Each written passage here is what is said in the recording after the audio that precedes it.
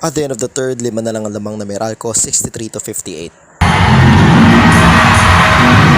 Nakasabay pa natin manood si Idol Dwight Ramos.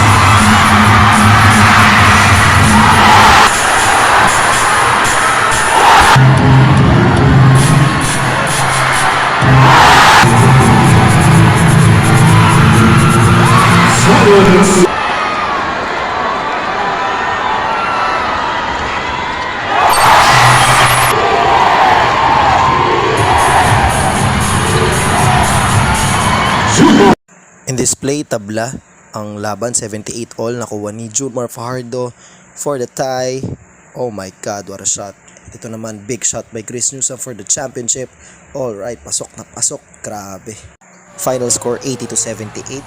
Congratulations to Meralco Bolts for winning their first ever PBA title in franchise history. Sulit na panonood kasi